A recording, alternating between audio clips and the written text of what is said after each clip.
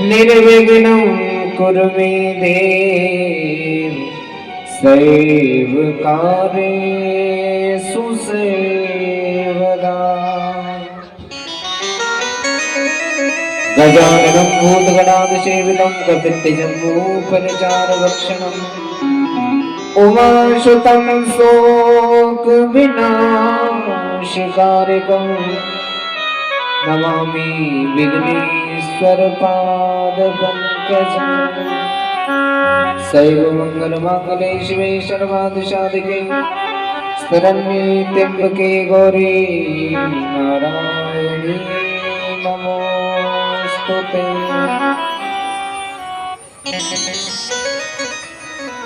गुरुर्ब्रह्मा गुरुर्विष्णु गुरुर्देवो महेश्वरा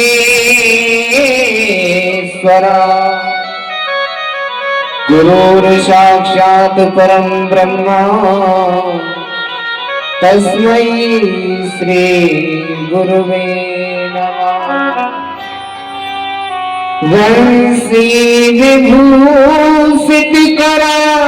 नवनीरदाभा पीताम्बरा गरुडबिम्बफलाधरोष्ठात् पूर्णेन्दुसुन्दरमुखादरवेन्दुनेत्रा कृष्णात् परं किमपि तत्त्वमहं न जाने।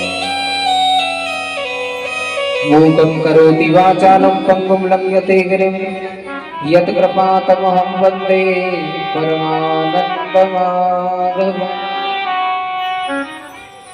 यं प्रव्रजन्तमनोपेतमपेतिकृत्यं द्वैपायनो विरहकातर आजुहाव पुत्रेति तन्मे तया तरवो अभिनीदो तं सर्वभूतहृदयं मुनिमानतोऽस्मि। वर्णानां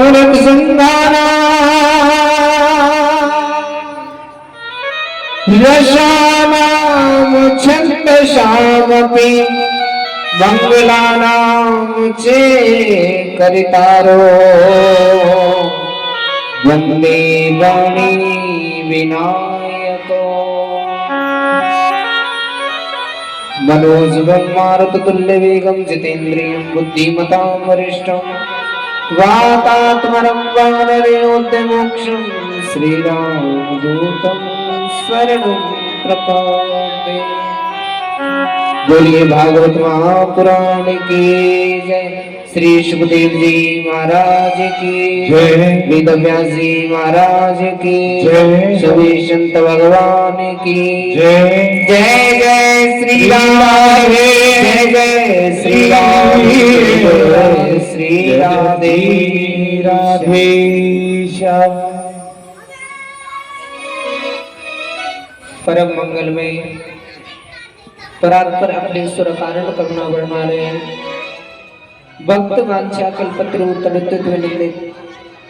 पीताम्बरधारी श्री बालकृष्ण लाल की वंगमयी प्रतिमूर्ति श्रीमद् भागवत महापुराण उन सच्चिदानंद भगवान श्री कृष्ण राधा रानी के चरणों में बार बार प्रणाम करते हुए बार बार नमन करते हुए एवं श्री श्री 108 श्री अड़ीमल बाबा के सानिध्य में चली हुई ये श्रीमद् भागवत कथा का प्रथम दिवस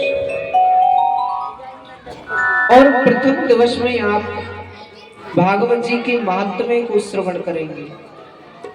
माताएं थोड़ी थोड़ी पीछे खिसक जाए, थोड़ी थोड़ी पीछे खिसक जाइए। हाँ, हल्की हल्की और थोड़ा पीछे खिसक जाइए। भागवत जी के महात्म्य को श्रवण करेंगे। ये बाबा की कृपा से श्रीमद् भागवत कथा यहाँ पर विराजमान हुई श्रीधाम वृंदावन से चल करके, ये बड़े ही पुण्य की बात है। इसमें लिखा हुआ है कि भाग्योदेन बहु समर्जितेन सतसंगम चे लभते प्रसो यदा वै। एक जन्म का नहीं, अनंत जन्मों के जब भाग्योदय होते हैं तब जाकर के इस भागवत कथा को श्रवण अधिकार मिल पाता है, अन्यथा नहीं मिल पाता है महाराज। कई जन्मों के भाग्योदय हुए तब जाकर के ये श्रीमद् भागवत कथा श्रवण करने के लिए हमको प्राप्त हुई, नहीं तो इसका श्रवण अधिकार कभी कभी देवताओं को भी प्राप्त नहीं होता है महाराज। बड़े आनंद और हर्ष की बात है जो इस गांव में, इस ग्राम में भगवान की कृपा से, बाबा की कृपा से श्रीमद् भागवत कथा विराजमान हुई। तो आइए आज की कथा की ओर प्रस्थान करने से पहले 2 मिनट भगवान के श्री चरणों में चलते हैं। बोले बांके बिहारी लाल की जय। जय राधे राधे गोविंद गोविंद राधे राधे राधे गोविंद गोविंद राधे राधे राधे गोविंद गोविंद राधे राधे राधे गोविंद गोविंद राधे गोविंद राधे गोपाल राधे गोविंद राधे गोपाल राधे गोविंद राधे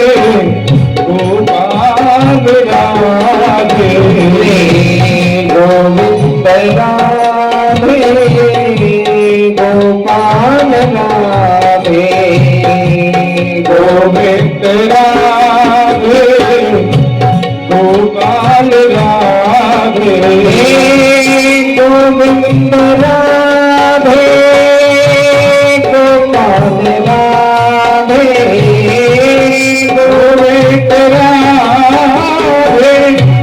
गोपाल राधे गोविंद राधे गोपाल राधे गोविंद राधे गोपाल राधे गोविंद राधे गोपाल राधे राधे राधे गोविंद गोविंद राधे राधे राधे गोविंद गोविंद राधे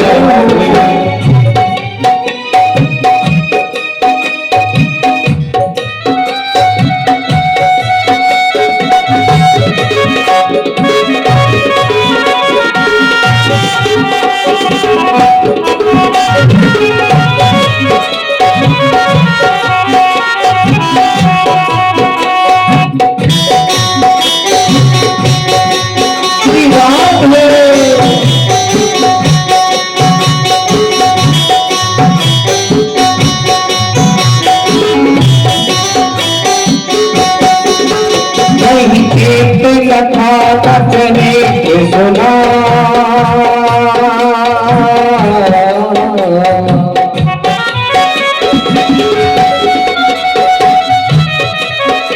नहीं जीते न था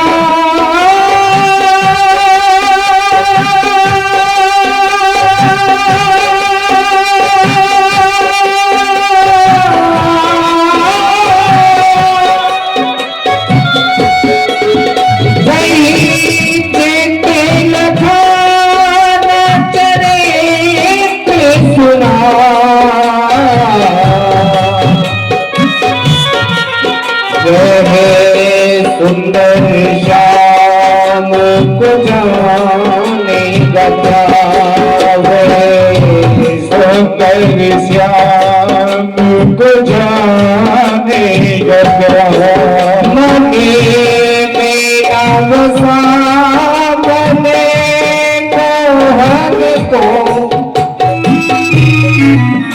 बने मेरा वसा मोहन को आगे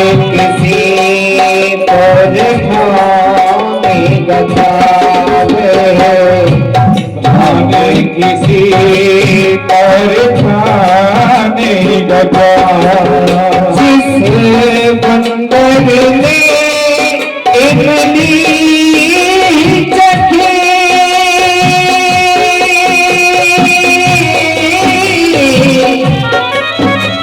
जिस बंदर ने इमली चखी,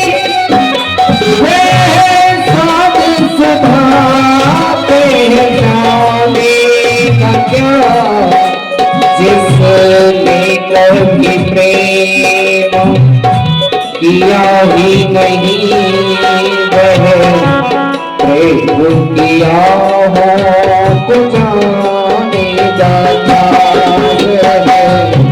प्रेम किया हो तो जाने जाता है। प्रेम किया हो तो जाने जाता है। किया हो तो जाने जाता है। सास सास पे कृष्ण भज, तू सास सास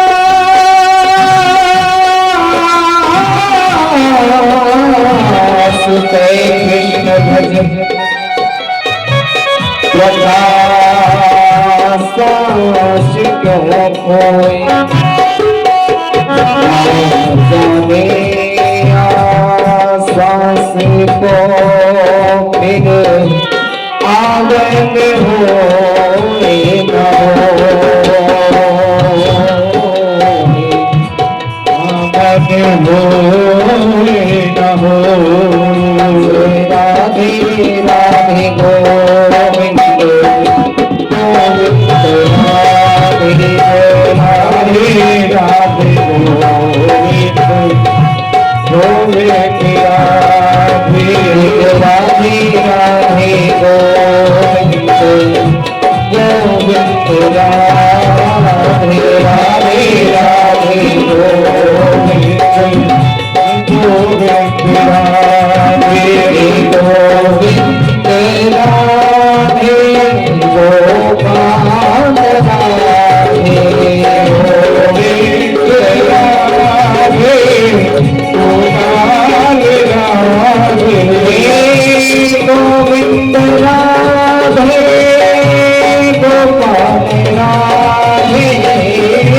गोविंद राधे गोपाल राधे राधे राधे गोविंद राधे राधे राधे गोविंद गोविंद राधे राधे राधे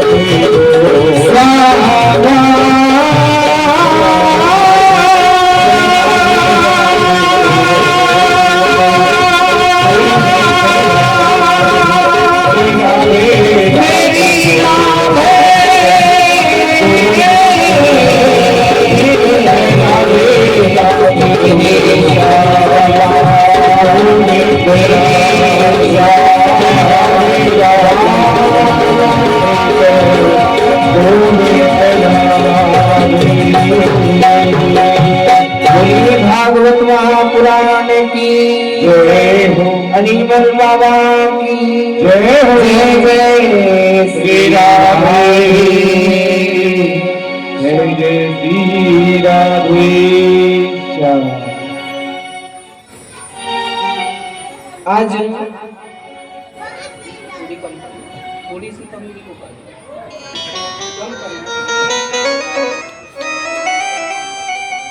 आज बढ़ेगी। सौभाग्य के साथ में ये श्रीमद् भागवत कथा हमारे मध्य में आई कि भाग्योदेन बहु समर्जितेन, अनंत जन्मों के भाग्योदय हुए तब जाकर के ये श्रीमद् भागवत कथा हमारे मध्य में आई है महाराज। नहीं तो जन्म बीत जाते हैं तभी भी यह भागवत कथा श्रवण के लिए नहीं मिल पाती है, सुनने के लिए नहीं मिल पाती है महाराज। वो भगवान की कृपा होती है, तब जाकर के ये श्रीमद् भागवत कथा श्रवण करने के लिए हमें प्राप्त हुई, तब जाकर के ये प्राप्त हुई। जब जीव मातृ गर्भ में रहता है ना तो उल्टा लटका रहता है। इतनी तकलीफ जीव को मातृ गर्भ में होती है, गर्भवास सम दुखम न भूतो न भविष्यति ही। जितनी तकलीफ जीव को मातृ गर्भ में होती है उतनी कभी ना हुई है ना होगी, उल्टा लटका रहता है। भगवान से भजन करता है, प्रार्थना करता है, हे भगवान एक बार इस गर्भ से हमको बाहर निकाल दे। ऐसा भजन करेंगे कि जीवन में इस गर्भ में आने की चेष्टा नहीं करेंगे। लेकिन मनुष्य यहाँ मृत्यु लोक में जन्मा नहीं, गर्भ से बाहर आया नहीं, तो उस परमात्मा से किया हुआ वादा भूल जाते हैं।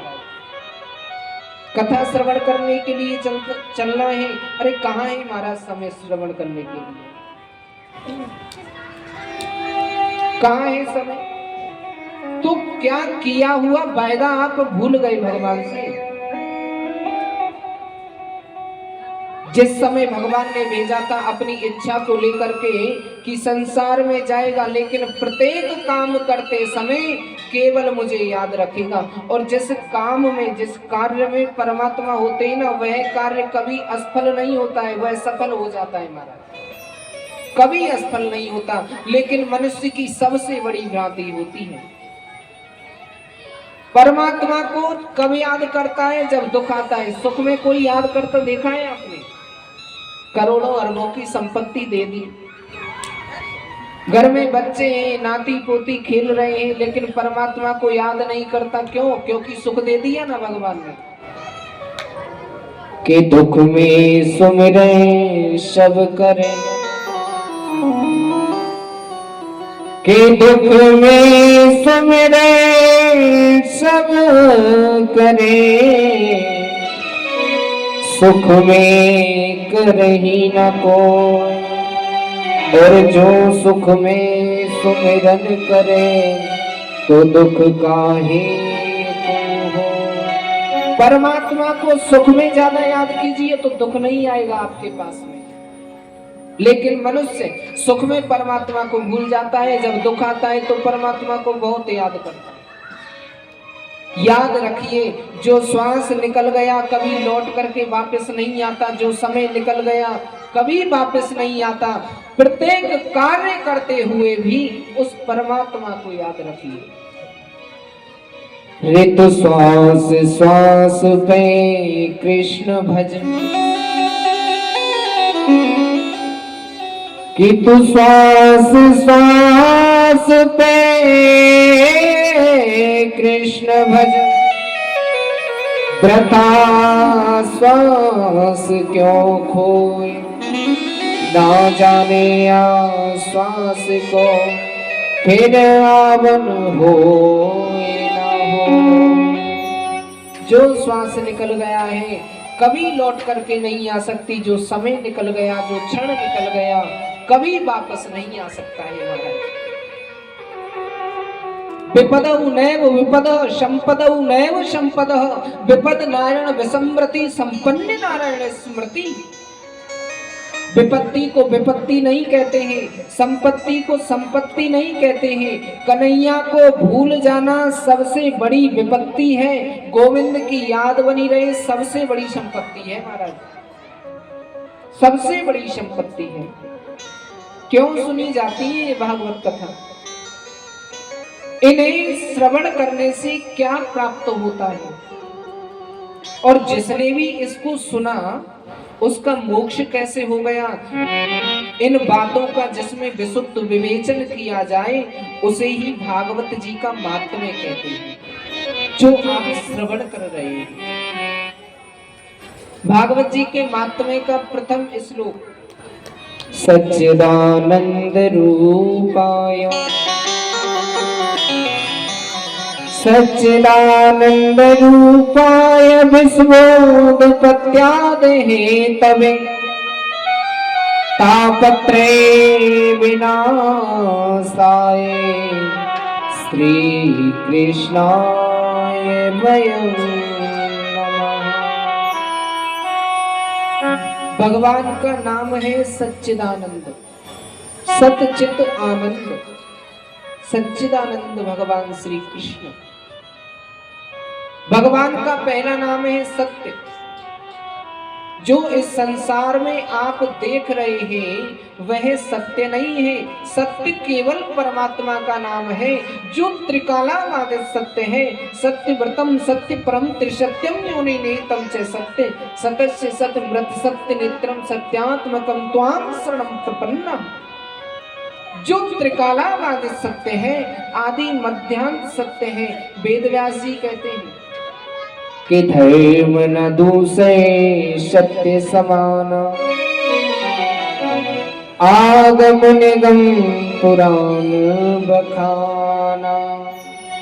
सत्य से बढ़कर के और कोई धर्म है नहीं और असत्य से बढ़कर के कोई अधर्म इस संसार में नहीं है महाराज। भगवान का दूसरा नाम है चित्त माने मन। इस शरीर में जैसे मन सर्वशक्तिमान रहता है, मन ने जो कहा मनुष्य वही करता है, उसी प्रकार वह परमपिता परमात्मा अपने आप में सर्वशक्तिमान है।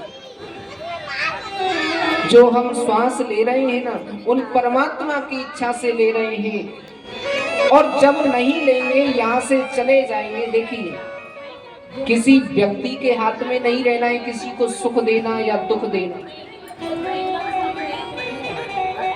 कि कोहु न काहू सुख दुख कर दाता, निज कृत कैम भोग सब भ्राता।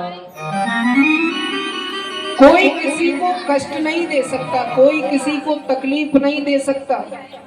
जैसा व्यक्ति को मिलता है अपने जीवन में अपने प्रारब्ध के अनुसार मिलता है। आपने अच्छा किया तो अच्छा फल मिलेगा, बुरा किया तो बुरा फल मिलेगा। संसार में हमने पाप कर्म किए तो बुरा फल की प्राप्ति होगी, अच्छे कर्म किए तो अच्छे फल की प्राप्ति होगी। इसीलिए जीवन में सुंदर कर्म करिए, उस परमात्मा को याद करिए। ये जो दो कर दिए हैं ना भगवान ने, ये केवल कर्म करने के लिए दिए हैं। इन हाथों से बुरे ही कर्म नहीं होते, इससे शुभ कर्म भी होते हैं।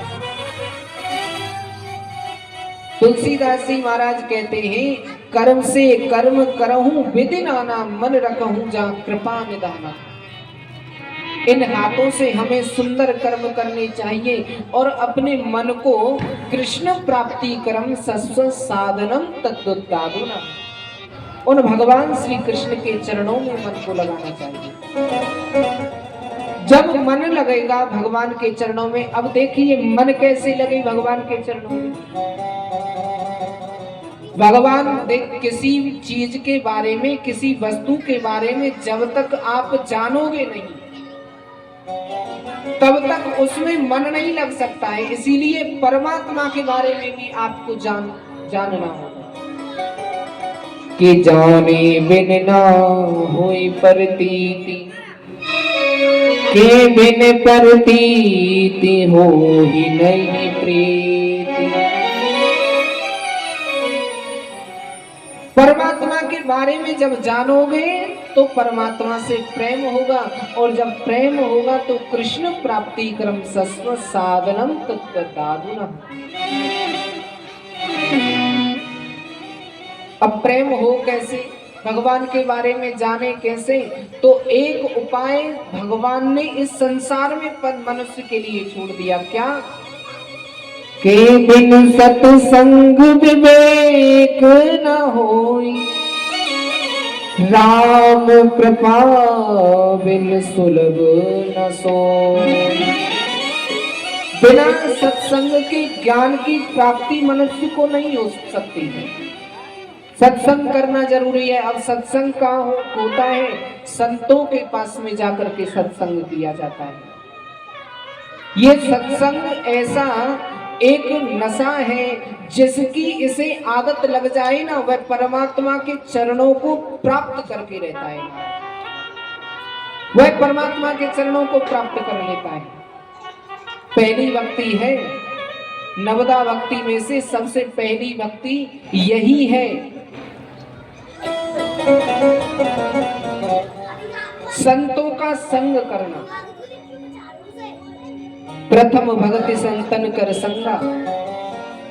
जिसने भी संतों का संग किया, जिसने भी सत्संग किया, इस संसार में सत्संग रूपी गंगा जो भगवान का नाम प्रवाह हो रहा है, उसमें हमें डुबकी लगानी चाहिए। सर्वशक्तिमान है वह परमात्मा। कि देखी बहुत निराली ये महिमा सत्संग की, देखिए जब निराली ये महिमा सत्संग की। हाँ देखी बहुत निराली ये महिमा सत्संग की, देखिए जब निराली ये महिमा सत्संग की। हाँ देखी बहुत निराली महिमा सत्संग की, देखिए जब निराली महिमा सत्संग की। देखी बहुत निराली महिमा सत्संग की, देखिए जब निराली महिमा सत्संग की। हाँ देखी बहुत निराली महिमा सत्संग की, देखिए जब निराली महिमा सत्संग की।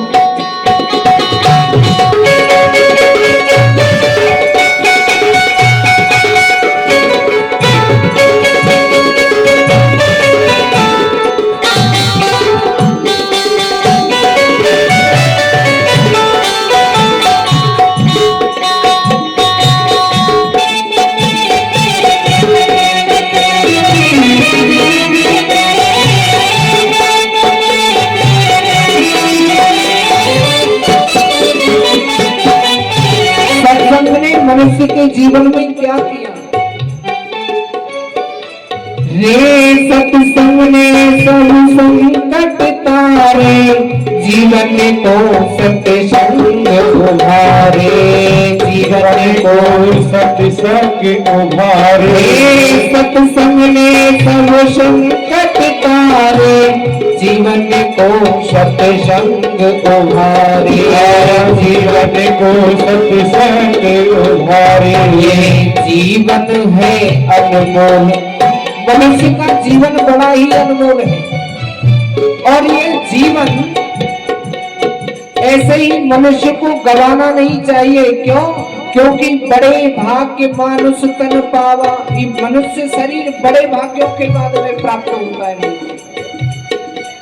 इससे हमें क्या करना है? कर्म करना है, क्योंकि ये कर्म प्रधान भूमि है। कर्म प्रधान विश्व रचना का, जो जस करहि सो तस फल चाहा। जैसा कर्म मनुष्य करता है वैसा ही फल उसे प्राप्त होता है। ये जीवन है अनमोल की महिमा सत्संग की, देखिए जब निराली महिमा सत्संग की। हाँ देखी बहुत निराली महिमा सत्संग की, देखी अजब निराली महिमा सत्संग की।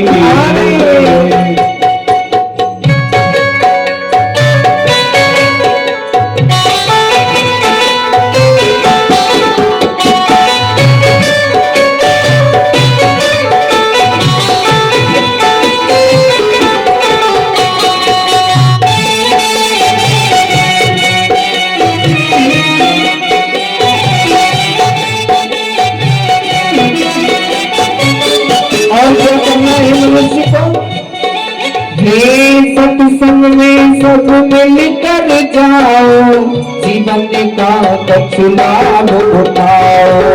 जीवन का कुछ लाभ उठाओ। सत्संग में सब मिलकर जाओ, जय हो का कुछ लाभ उठाओ, जीवन का कुछ लाभ उठाओ। सत्संग में जाने से क्या होता है? वैसे मनुष्य इन जीवधारियों से आशा करता है कि हे परमात्मा, मांगने की आशा करता है कि इनसे मुझे कुछ प्राप्त होगा, लेकिन मनुष्यों से कुछ प्राप्त नहीं होता है। यदि मनुष्य को झोली ही फैलानी है तो उन ठाकुर जी के चरणों में जाकर के फैलानी चाहिए। उससे क्या होगा?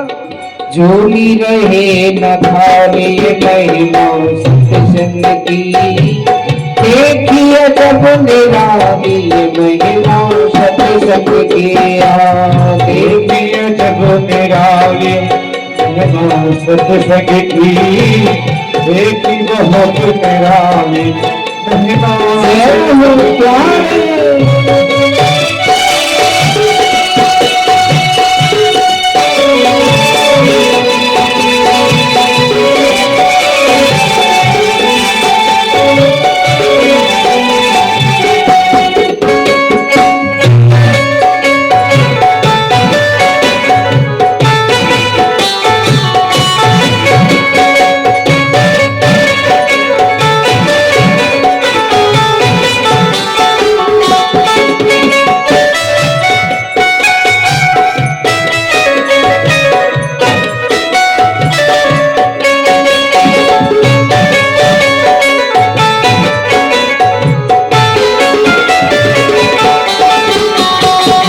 सत्संग में, हे सत्संग में मोती हीरे मिलते हैं पर धीरे धीरे, मिलते हैं पर धीरे धीरे, मिलते हैं पर धीरे धीरे, मिलते हैं पर धीरे धीरे। किसने खोज निकाली ये महिमा सत्संग की, देखिए जब निराली महिमा सत्संग की। देखी बहुत निराली महिमा सत्संग की, देखी अजब निराली महिमा सत्संग की। देखी बहुत निराली महिमा सत्संग की, देखिए जब निराली महिमा सत्संग की। देखी बहुत निराली महिमा सत्संग की, देखी अजब निराली ये महिमा सत्संग की। बांके बिहारी लाल की जय हो। तो परमात्मा का दूसरा नाम चित्त यानी मन है। भगवान का तीसरा नाम है आनंद। आनंद किसे कहते हैं? आपने भोजन किया, आपसे पूछ लिया जाए माता जी कैसा लगा, आप कहोगी महाराज आनंद आ गया। किसी गाड़ी में, अच्छी गाड़ी में बैठ करके घुमा दिए, कैसा लगा माता जी? तो महाराज बड़ा आनंद आया। पर्वों की संप्रदा अपना लेने से हमेशा सुख मिलता है, आनंद कभी नहीं मिलता है। क्योंकि संसार में बिना गोविंद के दूसरा कोई आनंद है ही नहीं महाराज। ये पर्वों की संप्रदा है जिसे हम आनंद बोलते हैं। आनंद तो सिवाय गोविंद के और कोई है ही नहीं। कि जो आनंद सिंधु सुख राशि, सी करते त्रैलोक सुपासी। सो सुख धाम राम असनामा, अखिल लोक दायक जो आनंद का सिंधु है, सुख की राशि है, जिसके नाम से आराम विराम विश्राम का अनुभव होता है, उसी का नाम आनंद है। आपने जब कथाएं तो बहुत सुनी होंगी, तो जब कृष्ण जन्मोत्सव मनाते हैं ना चौथे दिन कथा में, तो क्या कहते हैं? नंद घर आनंद भयो जय कन्हैया लाल की, दशरथ घर आनंद भयो जय राजा राम की। कोई ये कहता है नंद घर कृष्ण भयो, कोई कहता है? कोई नहीं कहता है। नंद घर आनंद भयो जय कन्हैया लाल की, दशरथ घर राम भय जय कन्हैया लाल की। इसलिए आनंद सिवाय गोविंद के और दूसरा कोई है ही नहीं है महाराज। विश्वोत्पत्त्यादि है तबे, जिसके एकमात्र हंसने से विश्व का लय हो जाता है, पालन पोषण हो जाता है। तापत्रय विनाशाय, तीनों प्रकार की तापों को नष्ट करने की जिसमें सामर्थ्य है, दैहिक दैविक भौतिक तापा राम राज काहू नहीं व्यापा। श्री कृष्णाय वयम नमः। उन परमात्मा के चरणों में हम बार बार प्रणाम करते, बार बार नमन करते। आज ये भागवत जी के मातमे का प्रथम श्लोक हुआ। एक स्थान है जो बड़ा सुंदर है, जिसका नाम है नैमिषारण्य तीर्थ। नैमिषारण्य किसे कहते हैं? नैमिष क्षण मात्र, अरण्यमीश दूसरी जगह। ऐसा स्थान जहां से आपका मन दूसरी जगह ना जाए, उसी का नाम नैमिषारण्य तीर्थ है। नैमिषारण्य तीर्थ है। 88,000 संत विराजमान हैं। उनके मध्य में श्री सूची महाराज का आगमन हुआ तो सभी संत उन्हें देख करके खड़े हो गए। सूजी महाराज कहने लगे, आप इतनी लंबी लंबी उम्र वाले संत और मुझे 16 वर्षीय सूत को देख करके खड़े हो गए, क्यों? सभी संत कहने लगे, महाराज एक बात हम बताते हैं आप कि धन वृद्धा बल वृद्धा आयु वृद्धा स्थितैव च ते सर्वे अपि ज्ञानम वृद्धाश्च किंकरा शिष्य किंकरा। कोई धन में बड़ा होता है, कोई बल में बड़ा होता है, कोई आयु में बड़ा होता है, लेकिन ये बड़े नहीं होते हैं। बड़ा कौन है? ते सर्वे अपि ज्ञानम, जो ज्ञान में सर्वोत्तम है ना, वही सबसे महान है। तो आप तो करोड़ों सूर्यों के समान हैं। महाराज कोई ऐसी कथा बताइए जिसे श्रवण करने से कृष्ण प्राप्ति कर्म सस्व साधनम तद्वदादुना, भगवान श्री कृष्ण के चरणों में प्रेम हो जाए। आज सूजी महाराज के नेत्र सजल हो गए, कहने लगे मैं जरूर उस कथा को बताऊंगा, लेकिन मनुष्य ये संसार में अपने जीवन को जो व्यर्थ निकाल रहे हैं, जो इस संसार को सत्य मान रहे हैं, उनका जीवन क्या है? कुछ भी नहीं है। अपने जीवन भर मकड़ी देखी है? किस किस ने देखी है? माताएं सबने देखी होगी मकड़ी। अपने जीवन भर जाल बुनती है, बुनते ही जाती है, बुनते ही जाती है। वही मकड़ी एक दिन उस जाल में फंस जाती है। उसी प्रकार मनुष्य है, कभी ये वसीयत अपने नाम, कभी वो वसीयत अपने नाम, लेकिन जब अंतिम समय आता है ना, तो बिना जमानत के ही गोविंदाय नमो नमः महाराज, जमानत भी नहीं हो पाती। कि आया है सो जाएगा, राजा रंग फकीर, कोई सिंहासन चढ़ चला, कोई बंधा जंजीर। जैसा आया था वैसा ही चला गया। इस संसार में कमा करके धन रख करके गया है, बहुत सा धन है, जैसे नाती पोते सभी बरत रहे हैं, लेकिन उसके कोई काम नहीं आया महाराज, किसी काम नहीं आया। और जब काम नहीं आया तो कहते हैं इस संसार को मनुष्य सत्य मानता है, लेकिन ये सत्य नहीं है। रे जाएगा जब यहां से कुछ भी न पास होगा, 2 गज कफन का टुकड़ा तेरा लिबास होगा। केवल 2 गज कफन का टुकड़ा।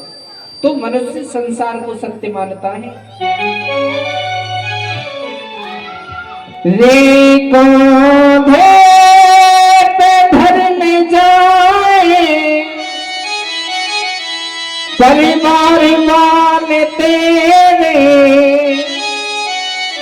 यमदूत ने पकड़ के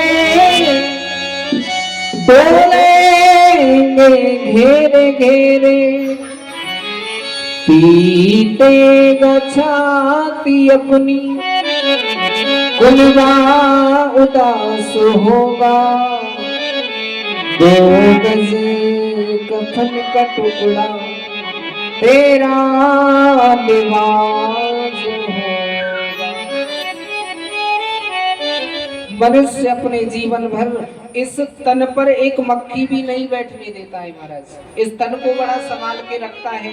ये तन सत्य नहीं है, इसको उस मिट्टी में ही मिलना है। रे मिट्टी में मिले मिट्टी, बाकी की खाक होगी, सोने सी तेरी काया जल के राख होगी, दे देगा तुझमें कुनबा उदास होगा, 2 गज कफन का टुकड़ा तेरा लिबास होगा। तो जिसको आपने सत्य माना वह तो खाक हो गया, अब क्या सत्य बचा? केवल सत्य बचा तो वह परमात्मा का नाम। और जिसने उस परमात्मा को नहीं जाना, जिसने उसके बारे में नहीं जाना, पुनरपि जननम पुनरपि मरणम पुनरपि जननी जठरे सेनम, बार बार जन्म लेना बार बार मरना, जीवन का चक्र हमेशा के लिए चलता रहता है, कभी खत्म नहीं हो पाता है, कभी खत्म नहीं हो पाएगा। ये मनुष्य का जीवन क्या है कि काल ब्याल मुख ग्रास त्रास, निर्नाश हे तवे, श्रीमद् भागवतम शास्त्रम कलो की भाषितः। एक विशाल अजगर सर्प ने अपने मुख को खोल रखा है और एक गिरहा उसमें ग्रास बना हुआ बैठा है उसके मुख में। अब वह गिरहा कब तक सुरक्षित है? जब तक कि वह अपने मुख को बंद नहीं कर लेता। जैसे ही उसने सर्प ने मुख को बंद किया कि गिरहा की जीवन डोरी समाप्त, उसी प्रकार मनुष्य, हम आप सभी इस काल रूपी सर्प के मुंह में गिरहा बन करके, ग्रास बन करके बैठे हुए हैं। 2 क्षण बाद में क्या हो जाए कोई बता नहीं सकता है महाराज, कोई नहीं बता सकता, किसी को पता नहीं है कि क्षण मात्र में क्या हो सकता है। इसलिए इस संसार में जो सत्य है उसे आप जाने। अरे उस बांके बिहारी के दर्शन जिसने भी किए, आज तक जिसने भी किए, दुनिया उसे फीकी लगने लगी, दुनिया उसके कोई काम की नहीं है, फिर वह बांके बिहारी के चरणों में अपने मन को लगाता है। जो श्री राम वृंदावन जाता है, एक बार उस काले काले छेला के दर्शन जिसने किए, दुनिया उसे ठीक की लगने लगती। अरे मेरे बांके बिहारी के नैना सखीरी, वो पे जादू सो करे गए रे, बांके बिहारी के नैना सखीरी, कछु जादू सो करे गए रे,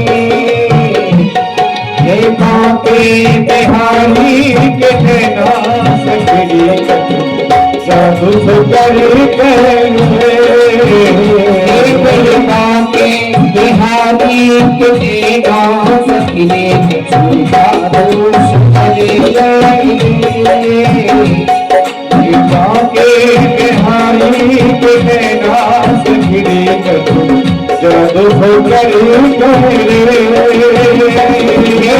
जादू सो करे गए, जादू सो करे गए, जादू सो कर गए तो नाश कर गए, जादू से कर गए तो नाश कर गए, जादू से कर गए तो नाश कर गए।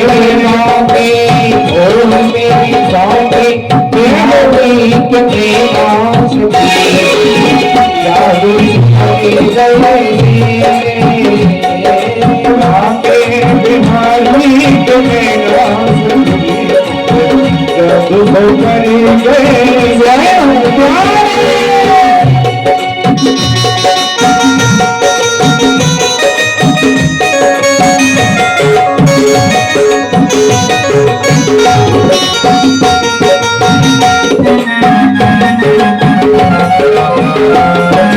कर गए।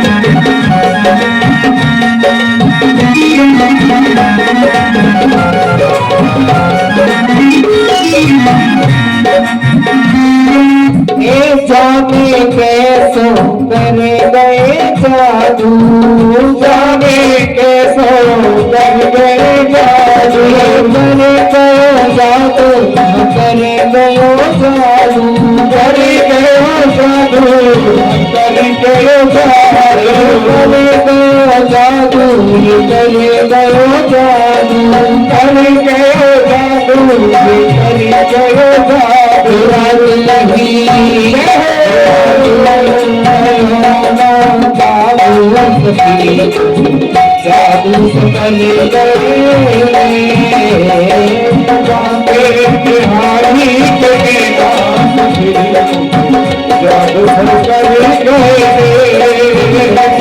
गए।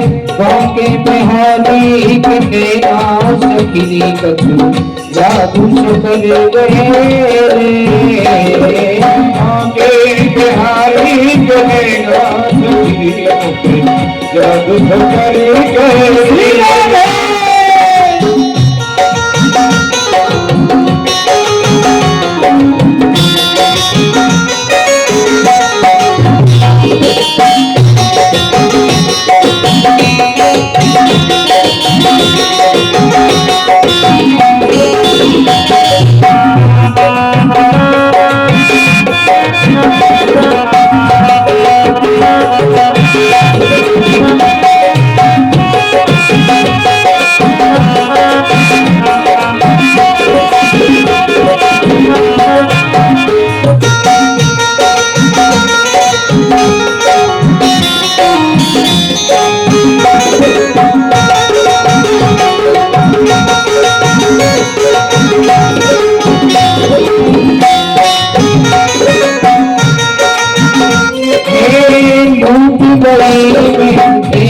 छवि प्यारी, एक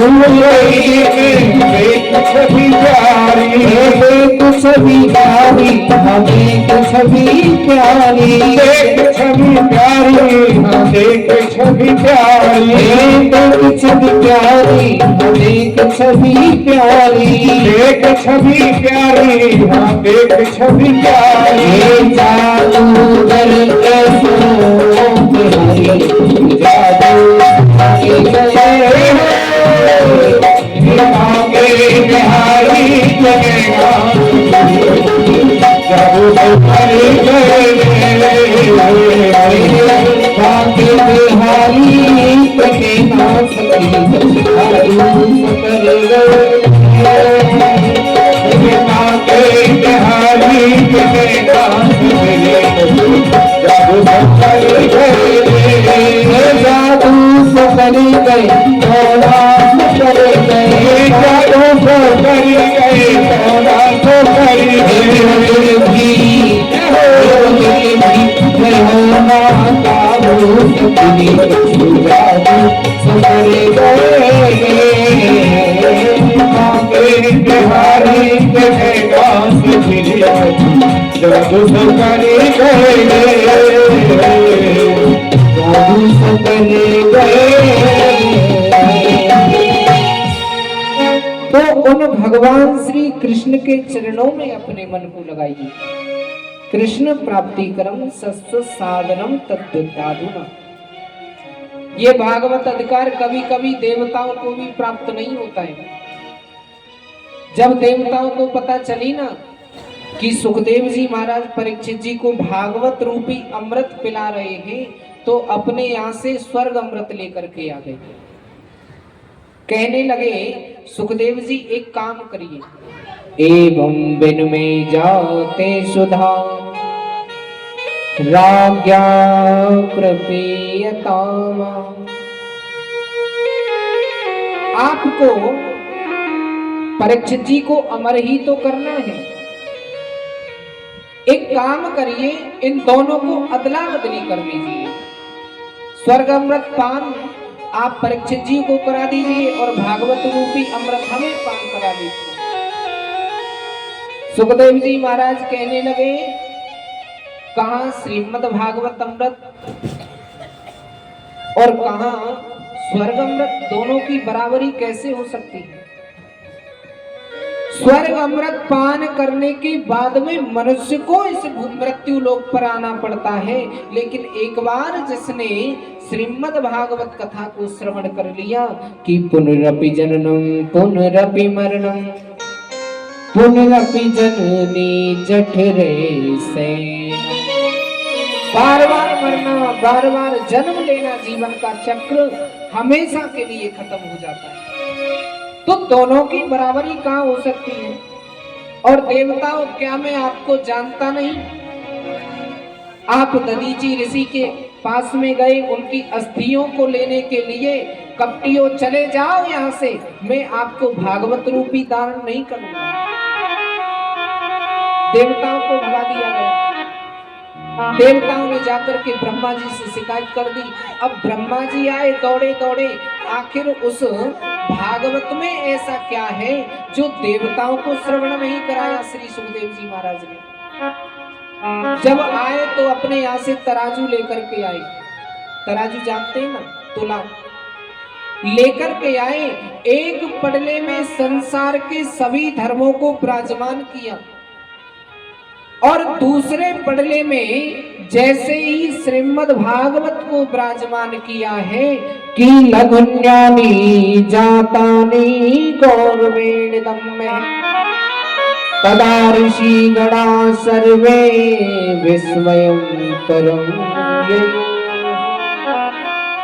लघुन्यानी जातानी गौरवेणिदं में, भागवत रूपी धर्म के पड़ले के सामने संसार के सभी धर्मों के पड़ले हल्के पड़ गए हैं महाराज। भागवत रूपी जो पड़ला था वह भारी पड़ गया। अब जब भारी पड़ा है तो ब्रह्मा जी कहने लगे, ये भागवत कोई पोथी नहीं है, कोई किताब नहीं है, ये साक्षात भगवान श्री कृष्ण का स्वरूप है। एक बार बद्री धाम में विराजमान चारों भाई सनत कुमार विचरण कर रहे थे, घूम रहे थे।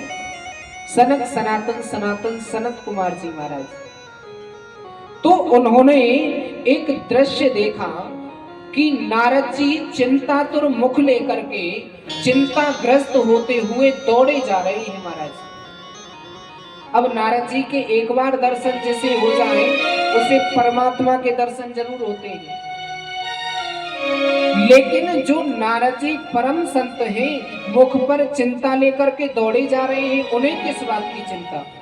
तो सनत कुमारों ने पूछ लिया, कथम ब्रह्मन दीन मुखे कुत चिंता तो रहो भगवान।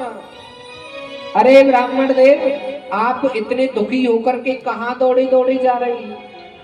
आप तो परम संत महात्मा हैं, अवेद संग से नोचितम। आप परम संत महात्मा हैं जो राम नाम के धन को ही अपना सब कुछ मानते हैं। फिर ऐसा आपका क्या लुट गया जो मुंह लटकाए घूम रहे हैं? आप परम संत महात्मा हैं और ये राम नाम का धन एक ऐसा होता है, जितना कमाओगे उतना ज्यादा बढ़ता है, जितना खर्च करोगे उतना ज्यादा बढ़ता है महाराज। चौरे में पड़ा रहे, कोई हाथ लगाने वाला नहीं है कि खर्चे न कोई चोर न लेवे, दिन दिन बढ़त सवायो, पायो जी मैंने राम रतन धन पाया।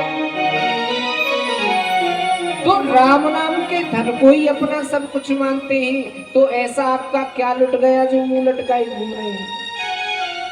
आप तो परम संत महात्माएं बोले महाराज मैं भारत भूमि और भूमंडल को श्रेष्ठ समझ करके यहाँ पर आया कि मुझे भगवान का नाम सुनने के लिए मिले, सत्संग करने के लिए मिले, तो मैं यहाँ पर आया। लेकिन मैंने सर्वत्र भ्रमण करके देखा, सत्संग लाभ कहीं हो ऐसा मुझे कहीं दिखाई नहीं महाराज। अरे महाराज घूमने से सत्संग लाभ थोड़ा ही मिलेगा, संतों के पास में जाइए, तीर्थों में जाइए। बोले मैं तीर्थों में ही गया था। किन किन तीर्थों में गए? के पुष्करम चे प्रयागम काशीम गोदावरीम तथा हरे क्षेत्रम कुरुक्षेत्रम श्रीरंगम सेतुबंधनम। मैं पुष्कर गया, सेतुबंध रामेश्वर गया, कुरुक्षेत्र गया, हरे क्षेत्र गया, लेकिन मैंने सर्वत्र भ्रमण करके देखा पर ना पश्चिम कुत्रचित् छर्व मन संतोष कारणम। मेरे मन को शांति मिले ऐसी जगह कोई मुझे प्रतीत नहीं हुई महाराज। तो महाराज एक बात बताइए, अरे तीर्थों में घूमने से लाभ थोड़ा ही मिलेगा सत्संग का। संतों के पास में बैठिए जाकर के। बोले मैं संतों के पास में गया था, क्या देखा कि पाखंड निरता संतो विरक्ता सा परिग्रह। पाखंड निरता संतो विरक्ता सा परिग्रह। संत पाखंडी हो गए, जिनको धर्म का अंग होना चाहिए उनकी पाखंड में प्रवृत्ति। पापस्य खंड पाखंड, इतना पाखंड फैल गया है। मैं ब्रह्मचारी जी महाराज के पास में गया, पूछने लगा महाराज ये बच्चे किसके हैं? बोले ब्रह्मचारी जी महाराज के। ये आश्रम किसका है? त्यागी जी महाराज का। इतना हल्ला कहाँ मच रहा है? बोले मौनी बाबा के आश्रम पर।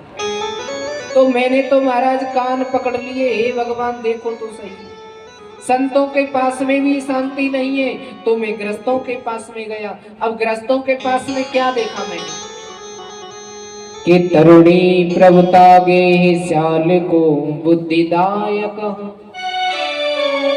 कन्या वृकणौ लोभा दंपति नाम चिकलकनम।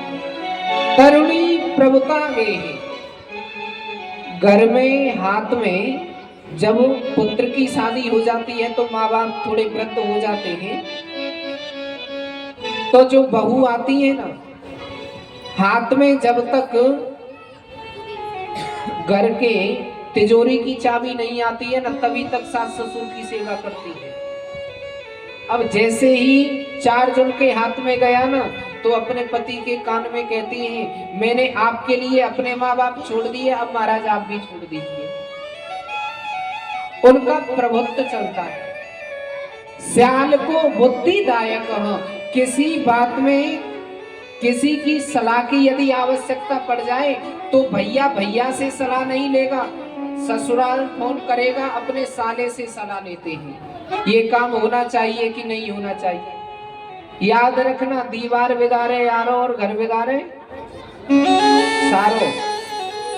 दीवार में आरा बहुत बुरा लगता है, ऐसे ही घर में साला बुरा लगता है। मैं अपने से कुछ नहीं कहूंगा।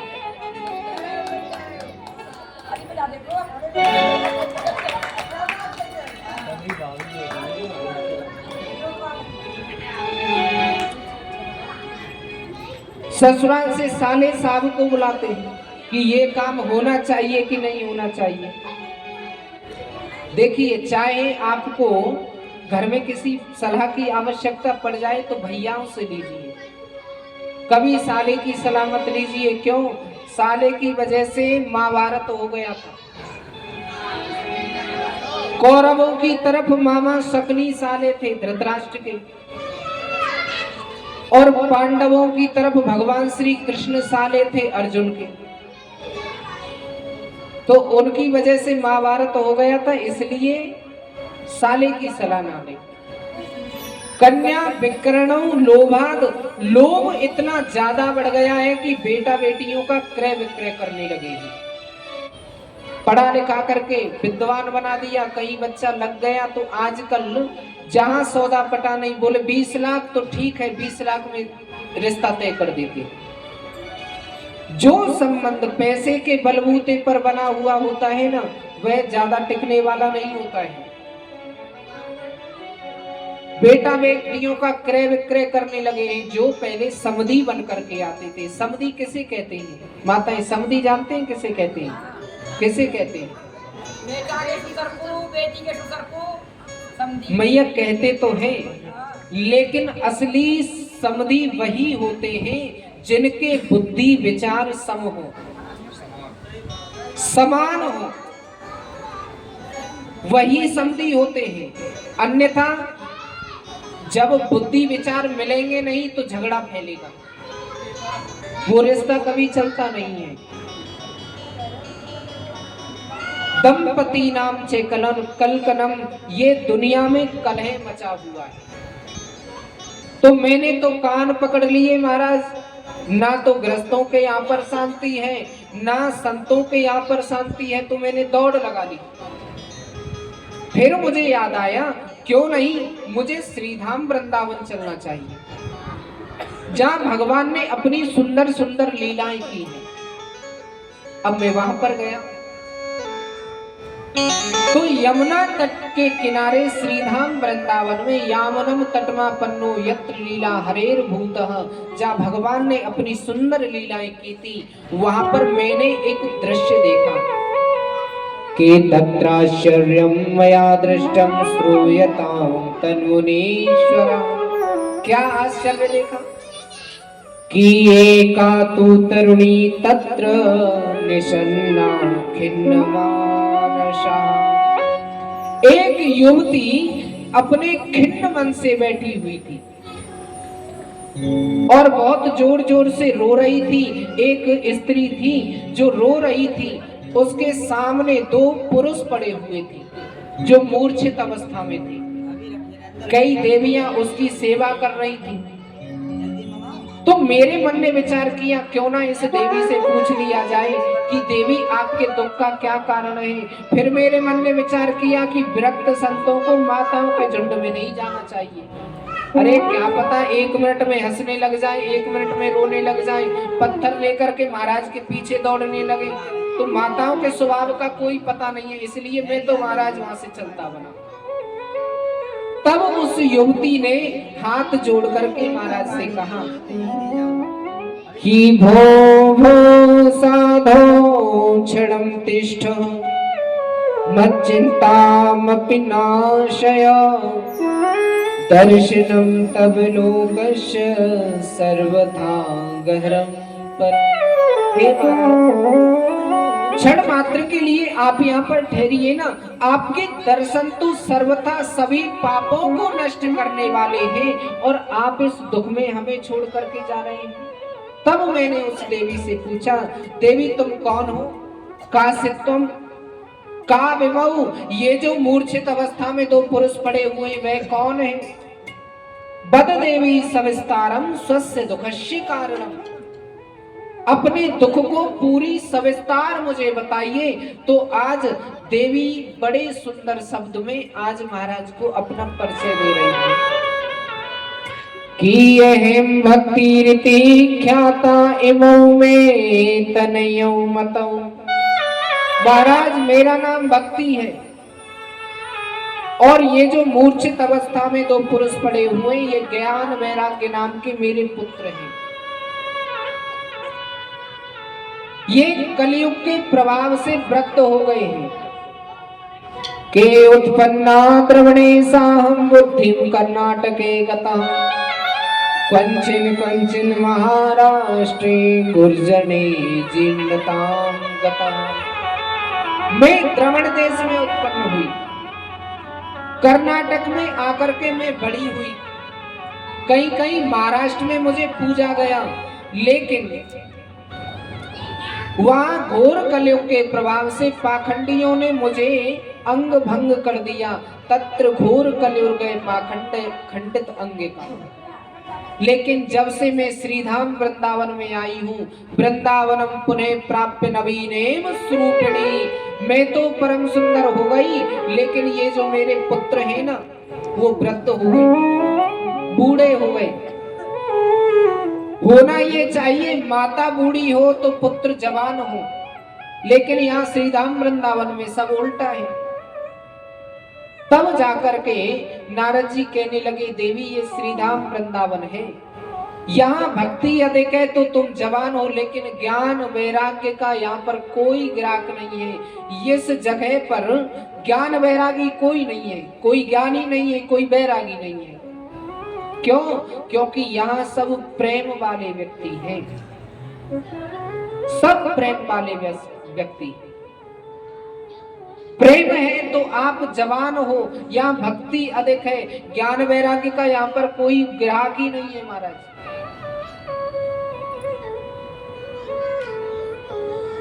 महाराज आप कुछ करिए ना। तो आज महाराज ने उनके कष्टों को दूर करने के लिए प्रयास किया। वेद वेदांत गौचैस्य गीतार पाठेर मुहुर मुहु, वेद का पाठ किया, वेदांत का पाठ किया, लेकिन जब तक पाठ चलता तब तक तो ज्ञान वैराग्य का बुढ़ापा दूर हो जाता। जैसे ही पाठ विश्राम लेता कि आज फिर से ज्ञान वैराग्य बूढ़े हो जाते। तब एक आकाशवाणी हुई और उस आकाशवाणी ने कहा कि महाराज यदि आप इनके दुख को दूर करना चाहते हैं तो सत्संग सत्कर्म कीजिए। नारद जी कहने लगे, मैंने वेद का पाठ किया, गीता का पाठ किया, वेदांत का पाठ किया, ये सत्कर्म नहीं है तो क्या है? तो महाराज जी वहां से खड़े हुए। नारद जी महाराज तो दौड़े दौड़े जा रहे थे। तब जाकर के बद्री धाम में विराजमान चारों भाइयों से मिले। तो महाराज बताइए, मैंने सत्कर्म नहीं किया तो क्या, कौन से सत्कर्म के लिए आकाशवाणी कह रही थी? तब जाकर के सनत कुमारों ने कहा कि यदि उनके बुढ़ापे को दूर करना चाह रहे हैं तो आकाशवाणी जिस सत्कर्म के लिए कह रही थी तो वह सत्कर्म है श्रीमद्भागवत लाप सत्गीते शुका देवी। आपको श्रीमद् भागवत कथा का प्रवचन करना है, तब जाकर के उनका बुढ़ापा दूर होगा। लेकिन व्यास मंच लगाएं कहाँ? तो एक सुंदर स्थान है आनंद, व्यास मंच लगाया गया। चारों भाई सनत कुमार असीम हो गए, नारद जी यजमान बन गए। 3 आसन बिछा दिए भक्ति ज्ञान वैराग्य के लिए। और जब 3 आसन बिछा दिए हैं तो आज भक्ति ज्ञान वैराग्य से कहा सनत कुमारों ने, आइए माता, आपके कष्टों का निवारण करने के लिए हम श्रीमद् भागवत कथा कर रहे हैं। तब जाकर के नारद जी ने सनत कुमारों से एक प्रश्न कहा, एक बात बताइए महाराज, ये व्यक्ति पाप कर्म करता है और पाप कर्म करते समय वह यदि एक बार भी श्रीमद् भागवत कथा को श्रवण कर ले तो उसकी मुक्ति कैसे हो जाती है? तब जाकर के कहा कि जो व्यक्ति क्रोध रूपी अग्नि में जल रहा है, जिसने कभी सत्कर्म नहीं किया, यदि ऐसा दुराचारी पापी व्यक्ति एक बार कथा को श्रवण कर लेना, उसका मोक्ष हो जाता है। एक प्राचीन इतिहास कहता हूं के तुंगभद्रा तटे पूर्वं भूतपत्यननवं यत्र वर्णाश्वधर्मेण सत्य सत्य कर्म तत्परम्। एक तुंगभद्रा नदी के तट के किनारे अनुपम नामक नगर था। उसमें आत्मदेव नाम के ब्राह्मण रहते थे। देखिए माताएं, आज थोड़ा विलंब हम चाहते हैं, विलंब हुआ कथा के लिए, लेकिन ज्यादा से ज्यादा 10 मिनट में हम कथा को आप सूक्ष्म रूप में श्रवण करा देंगे।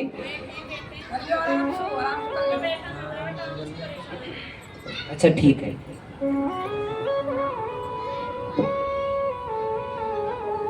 बोलिए बांके बिहारी लाल की जय हो।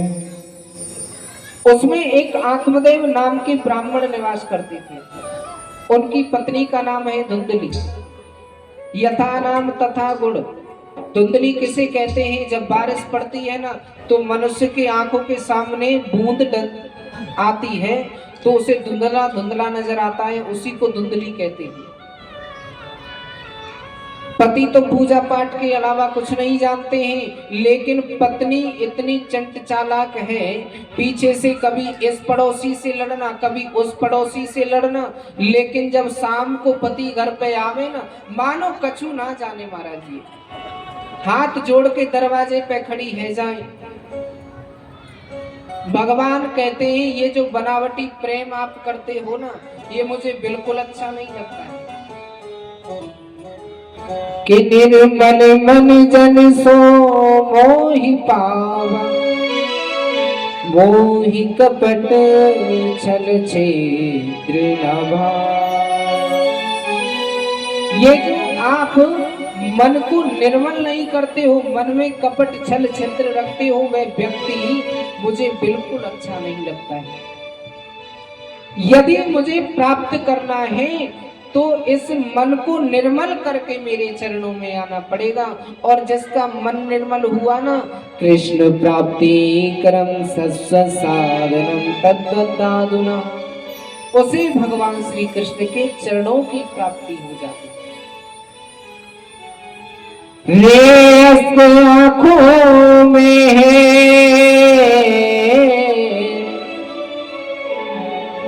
अस्त आँखों में है, उनको भी पिला, जुदाई का जहर पी गए फिर भी जी रहा। रे मेरा दिल,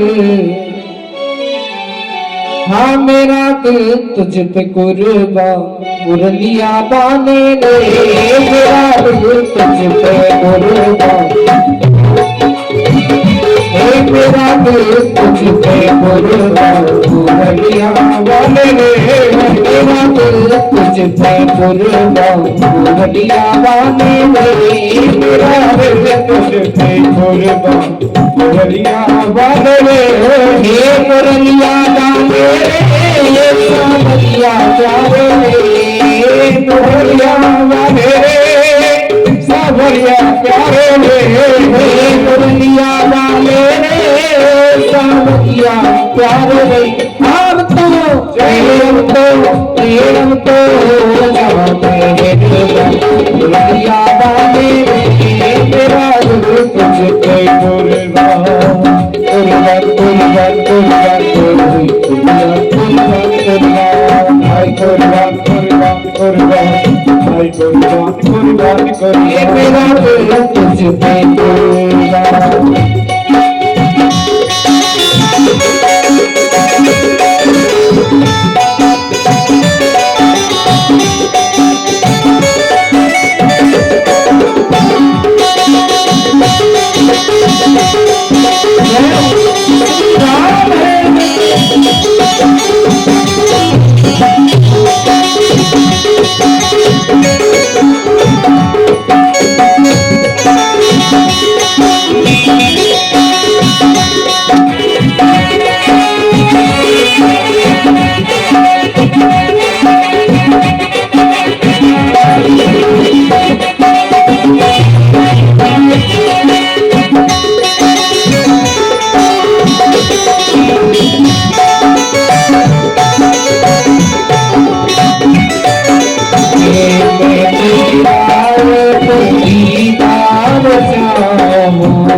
मैं तो तेरा एक दीदार चाहूं, मैं तो तेरा एक दीदार चाहूं, के दीदार के काबिल तो कहाँ मेरी नजर है। जय हो ये तेरी इनायत है, तेरा के है, मैं तो तेरा दीदार चाहूं, मैं तो तेरा एक दीदार चाहूं, ये दीवाना तेरा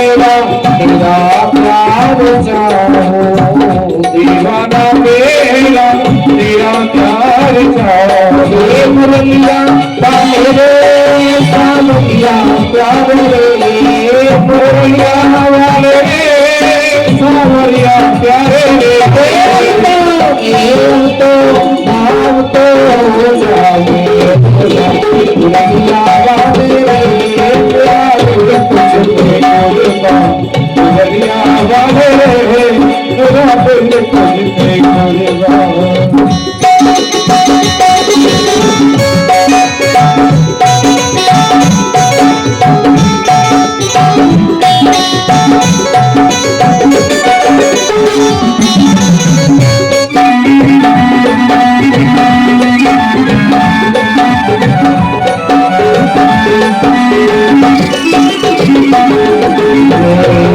देखिए जब से तस्वीर तेरी देखी है जब से तस्वीर तेरी सूरत से नहीं मिलती किसी की सूरत हम चाहे तेरी तस्वीर लिए फिरते देखी जब से तस्वीर तेरी देखी है जब से तस्वीर तेरी तब से बदल गई है तस्वीर मेरी तब से बदल गई है तस्वीर मेरी दुनिया का रे सावरिया प्यारे रे मुरलिया वाले सावरिया प्यारे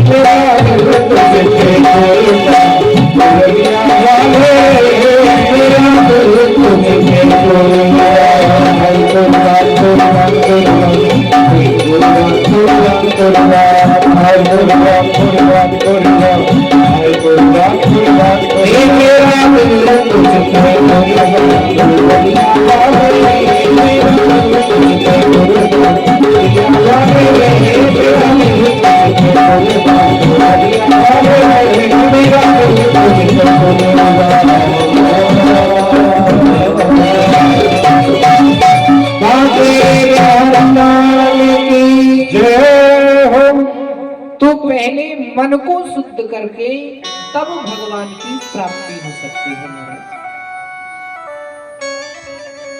पंडित जी के यहाँ पर किसी बात की कमी नहीं है, धन है, दौलत है, सब है, लेकिन एक बात की कमी है, उनके घर कोई पुत्र नहीं है। एक बार दुखी होकर के पंडित जी किसी जंगल में जाकर के बैठ गए।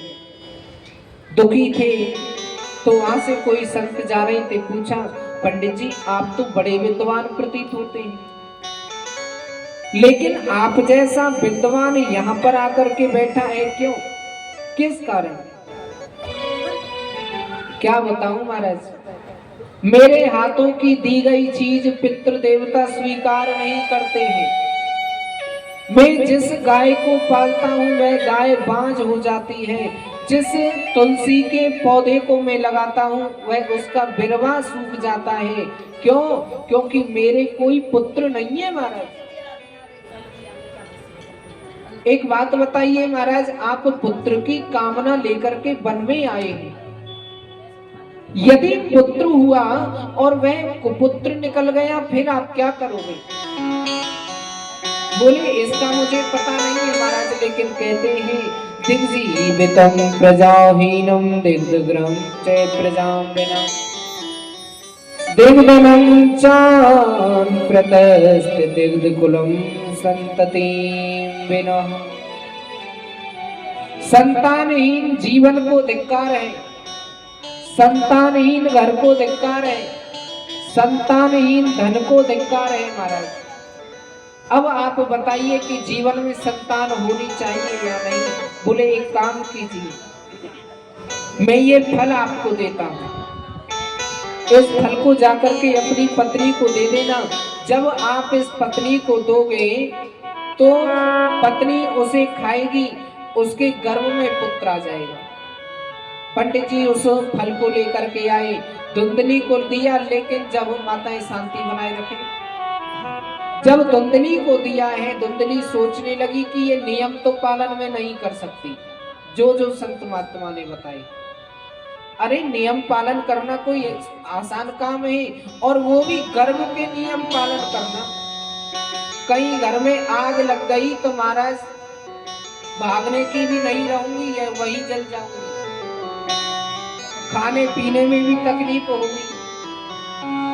इसलिए उस फल को जाकर के एक गाय को दे दिया। अपने घर में गाय बंधी हुई थी, उस गाय को दिया। और जब गाय को दिया है, आज सहेली के पास में बैठ करके कहने लगी, उस सहेली के 6 पुत्र हैं, 7वां होने वाला है, गर्भ में है। बहन एक काम करोगी आप, इस बार जो आपके पुत्र हो उसे मुझे दे देना, मैं बहुत सा धन आपको दूंगी। बोले ठीक है बहन। पंडित जी से कह दिया कि मैं गर्भवती हूँ। महाराज आनंद करने लगे। लेकिन जब समय आया, पुत्र ने जन्म लिया सहेली के यहाँ पर, तो उस पुत्र को लेकर के धुंधली आई। पंडित जी से कह दिया कि हमारे पुत्र हुआ है। और जो फल गाय को दिया था, 3 महीने बाद में उसने भी एक पुत्र को जन्म दिया, बछड़े को जन्म दिया, जिसके कान केवल गाय के जैसे से, संपूर्ण शरीर मनुष्य के जैसा था। बड़े खुश हुए महाराज। उस बच्चे का नाम रख दिया गौकर्ण। मन में सो कहने लगे, देवी देखो मेरा नाम आत्मदेव है, तो मैं अपने पुत्र का नाम परमात्म देव रखूंगा। वाह महाराज, 9 महीने गर्भ में मैंने रखा, आपसे नाम मिलता जुलता क्यों रखेंगे? मेरा नाम धुंधली है, तो मेरे पुत्र का नाम धुंधकारी होगा। दोनों भाइयों का नामकरण हुआ। नामकरण होने के बाद में आज जिस घर में इकलौता पुत्र होता है ना, उस पुत्र का बिगड़ने के इतने ही चांस ज्यादा होते हैं ना। इसलिए अपने बच्चों को घर में बैठ करके राम जी की रामायण की चौपाई जो तुलसीदास जी ने लिखी है ना, एक चौपाई जरूर उनके सामने बोलिए। क्यों? राम जी मर्यादा पुरुषोत्तम थे। कि प्रातः काल उठ के रघुनाथा, कि प्रातः काल उठ के रघुनाथा, मात पिता गुरु ना वही मां। प्रातः काल होते ही राम जी अपने माता पिता के चरणों में प्रणाम किया करते थे, गुरु जी के चरणों में प्रणाम किया करते थे। अच्छा, यहाँ पर कितनी माताओं के बच्चे हैं जो सुबह सुबह आपको प्रणाम करते हैं? हाथ खड़े करना।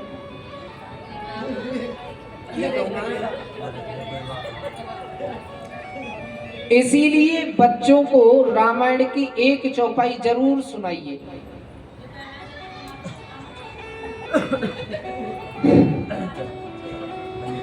हम सुनाने ही आए हैं भैया। तो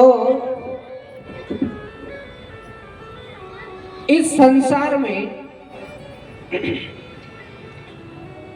इकलौता पुत्र था धुंधकारी। बड़ा होता गया, ताश पत्ते खेलने लगा, जुआ खेलना प्रारंभ कर दिया। जब पिताजी ने मना किया तो उन पर चिल्ला करके पड़ा। एक बार पिताजी आत्मदेव दुखी होकर के दूर वन में जाकर के बैठ गए। लेकिन आज गौकर्ण जी महाराज पढ़ लिख करके परम विद्वान हो गए, तो आकर के पिताजी के चरणों में प्रणाम किया। पिताजी आजकल आप दिखाई नहीं देते हैं, क्या बात है? क्या बताऊं भैया, मेरे पुत्र ने मेरे घर को नरक कर दिया है। जहां देखो वहां मदरा पान होती है, जहां देखो वहां जुआ खेलता है। क्या बताऊं, नरक कर दिया है। ये ब्राह्मण का धर्म नहीं है। पिताजी मैं आपको एक उपदेश बताता हूं कि देहे अस्थिमास रुधरे अविमतिज्यत्यं जया सुतादिषु ममता विमुच्य। पहले तो अपने देह के प्रति जो हमारा देहाभिमान है ना, उसे हम त्यागें। देह अभिमान क्या होता है? मैं बहुत बड़ा व्यक्ति हूँ, मैं मंत्री हूँ, मैं नेता हूँ, मैं अधिकारी हूँ, मैं सेठ हूँ या फिर मैं संत हूँ। ये हमारे देह के प्रति जो हमारा देह अभिमान है उसे हम त्यागें। क्यों? क्योंकि इस देह की केवल 3 गति होती है, चौथी गति नहीं होती है। 3 गति कौन कौन सी होती है? जला देने पर राख हो जाता है, फेंक देने पर पशु पक्षी खा जाते हैं और गाड़ देने पर कीड़े खा जाते हैं। चौथी गति इस शरीर की और कोई नहीं हो सकती। चौथी गति होती है? कोई नहीं होती। तो शरीर के प्रति हमारा जो हमारा देह अभिमान है उसे हम त्यागें। मैं शरीर हूं ऐसा मानना छोड़ें। ये आत्मा अजर और अमर है। मनुष्य जैसा कर्म करता है उसको वैसा ही फल प्राप्त होता है। कोहु न काहू सुख दुख कर दाता, निज कृत कर्म भोग सब भ्राता। जैसा कर्म मनुष्य करता है फल उसे वैसा ही प्राप्त होता है। इस शरीर से जब आत्मा निकलती है ना तो केवल एक ही आवाज लगाती है कि चल रे हंसा अमर लोक को, यहाँ कोई नहीं तेरा है। जग वालों का हुआ अंधेरा, अपना हुआ सवेरा है।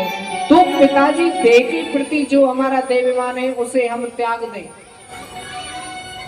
आज उपदेश दे करके गौकर्ण जी महाराज 4 धाम पैदल यात्रा में निकल गए।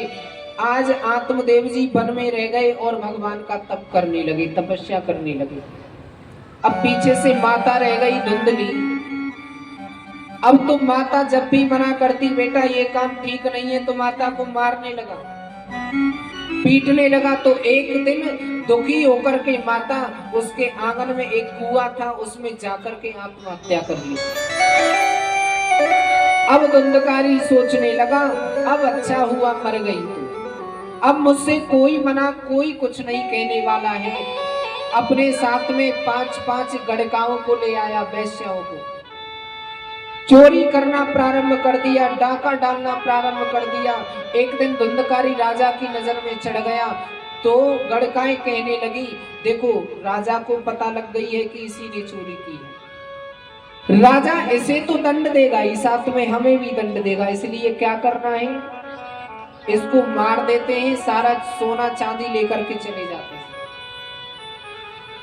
सोते हुए धुंधकारी के मुख में जलते हुए अंगार डाल करके, खटिया से बांध करके अंगार डाल करके उसे मार डाला और उसके शरीर को वहीं जमीन में दफना करके सोना चांदी लेकर के भाग गए। वही धुंधकारी प्रेत योनि में बदल गया। जब प्रेत योनि में बदल गया तो आज 4 धाम की पैदल यात्रा करके गौकर्ण जी महाराज जब आए तो कहने लगे ये मेरी जन्मभूमि है, क्यों ना आज रात्रि में यहीं रुक जाता हूं। जैसे ही रुकने को हुए, जब दुनिया के लोग सोते हैं ना तो संयमी व्यक्ति भजन करते हैं।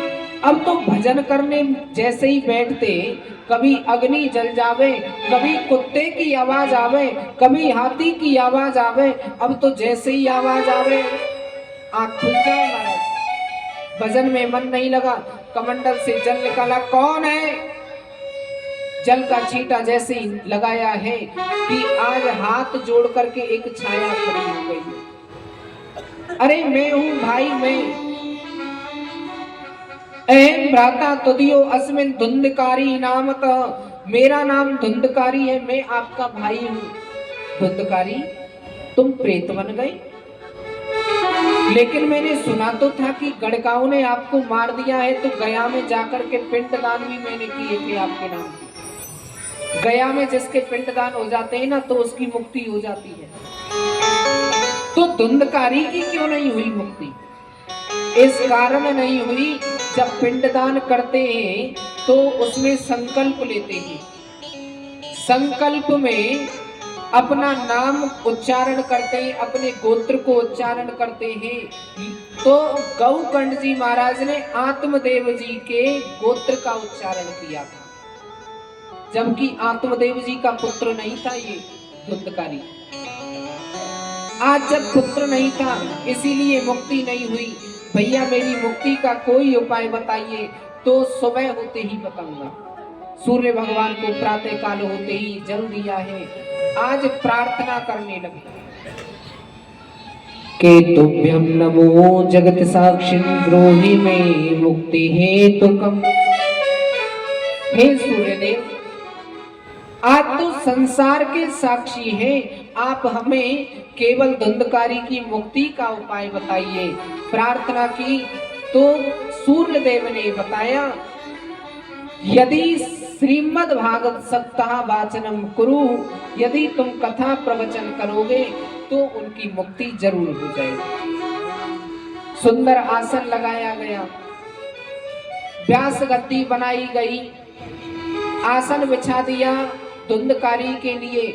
अब जब भी वह आसन पर धुंधकारी बैठता तो प्रेत शरीर था, आत्मा का कोई शरीर तो होता नहीं है।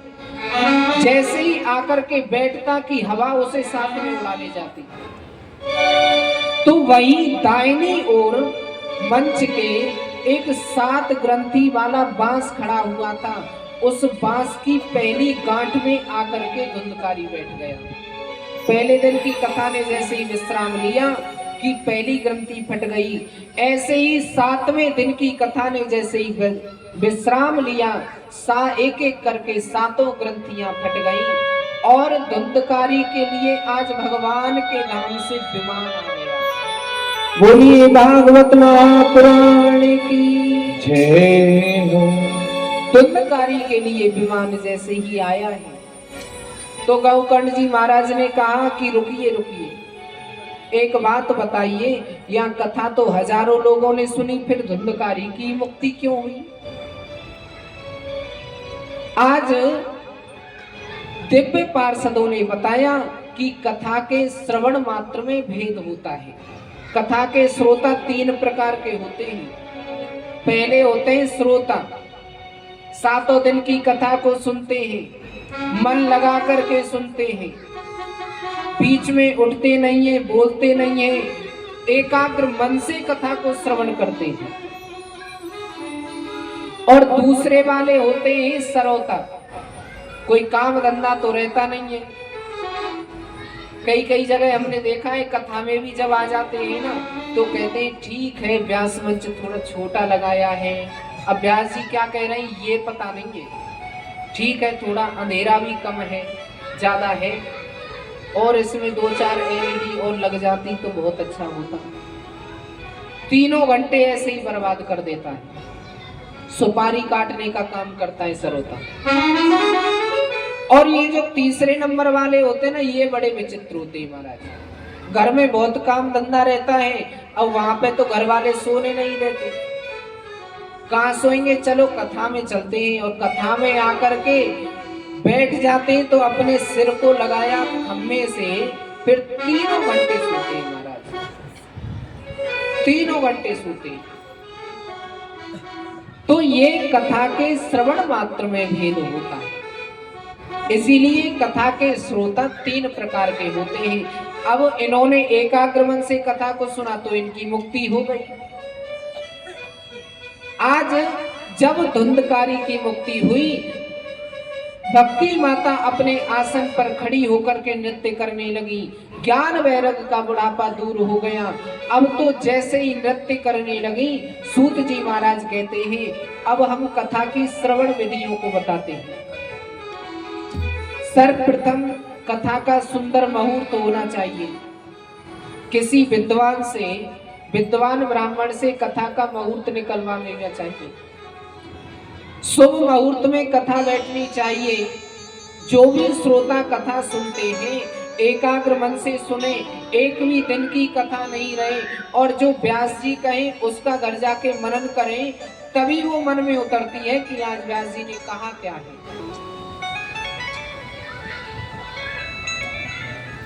सातों दिन की कथा को श्रवण करना चाहिए। और जो माताएं कलश उठाती हैं वह माताएं अपने संध्या के समय अपने कलशों के नीचे दीपक जलाती हैं। प्रातः काल होते ही भागवत जी की परिक्रमा जितनी उनसे इच्छा हो 11, 21, 51, 108, 1008 जितनी उनसे इच्छा हो उतनी दे सकते। जब जब कथा में जाएं 2-4 व्यक्तियों को साथ में लेकर के जाएं। क्योंकि जो कथा श्रवण करने के लिए आता है ना उसको अपना तो 100% फल मिलता ही है, लेकिन जिसको साथ में लेकर के आते हैं ना उसका 10% कट के अपने आप को मिल जाता है। क्यों? उसी के माध्यम से कथा श्रवण करने आए। 7 दिन की कथा को श्रवण करना चाहिए। आइए एक भजन, उसके बाद में कथा को विश्राम दिया जाएगा। कल से कथा 11 बजे से 3 बजे तक। अच्छा एक बात बताइए, 11 बजे से ठीक है ना? दिन में 11 बजे से, रात में 11 बजे नहीं, दिन में 11 बजे से।